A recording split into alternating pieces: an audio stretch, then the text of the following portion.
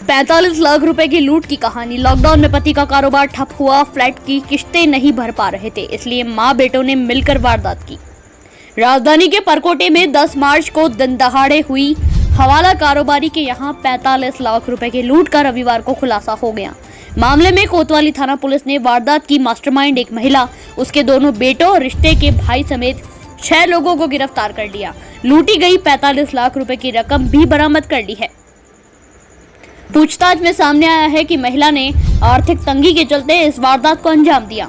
सामने आया है कि आरोपी हंसा देवी का पति लेबर कॉन्ट्रैक्टर का कारोबार था, लेकिन पति का कारोबार लॉकडाउन में ठप हो गया। मजदूर अपने गांव को पलायन कर गए। लॉकडाउन खुलने के बाद भी कॉन्ट्रैक्ट मिलना कम हो गया। इस परिवार के चित्रकूट में एक निजी हॉस्पिटल के सामने लाखों रुपए का लोन लेकर एक फ्लैट लिया था। इसकी किश्तें नहीं चुकाने से कुर्की की नौबत आने लगी थी। इस परिवार में हंसा देवी का बेटा कहीं निजी जॉब कर रहा था, यहाँ काफी कम सैलरी मिल रही थी। परिवार का गुजारा बड़ी मुश्किल से चल पा रहा था। ऐसे में हंसा देवी ने अपने छोटे बेटे प्रियांशु को किसी परिचित के माध्यम से हवाला फर्म KDF एंटरप्राइजेस के 20 दिन पहले जॉब दिलवाई थी। अहमदाबाद में रहने वाला प्रियांशु का मामा पार्थ व्यास भी 1 साल पहले इसी हवाला फर्म में जॉब करके गया था। पार्थ को जॉब से हटा दिया गया था। पार्थ व्यास को लगता था कि फर्म के संचालक दिनेश ने उसे हटाया है। पुलिस का कहना है कि कर्ज का भार लगातार बढ़ने पर हंसा देवी ने बेटे प्रियांशु व रिश्ते में भाई पार्थ व्यास की मदद से दिनेश के यहाँ रुपए लूटने की साजिश रचने लगे।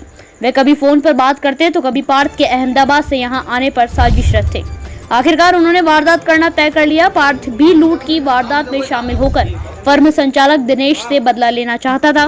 वारदात के दिन अहमदाबाद से जयपुर पहुंचने के बाद सुबह 9 बजे पार्थ प्रियांशु के घर गया, यहाँ सब कुछ तय किया। इसके बाद दोपहर 12 बजे हवाला कारोबारी के ठिकाने पर पहुंचकर वारदात को अंजाम दिया। लूटे गए रुपयों को लेकर अजमेर रोड फ्लाईओवर तक पहुंचने के बाद योजना के मुताबिक हंसा देवी अपने ड्राइवर भगवान के साथ दोस्त के बेटे मोहित की कार लेकर वहां पहुंची।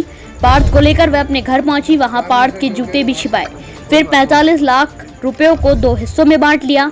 इनमें एक हिस्सा हंसा और दूसरा हिस्सा पार्थ व्यास ने रखा। इसके बाद वह तत्काल अहमदाबाद के लिए रवाना हो गया। ब्यावर पहुंचने पर उसने मोबाइल बंद कर लिया था। सब कुछ प्लान के मुताबिक था, लेकिन जांच में जुटी पुलिस CCTV फुटेज और तकनीकी पड़ताल में सुराग मिलते गए। दूसरी तरफ संदेह के दायरे में आया प्रियांशु उर्फ बंटी भी पुलिस की पूछताछ में टूट गया। उसने गुनाह कबूल कर लिया। इसके बाद सभी गुनाहगार पुलिस गिरफ्त में आ गए। Bureau report, news live Rajasthan, Jaipur.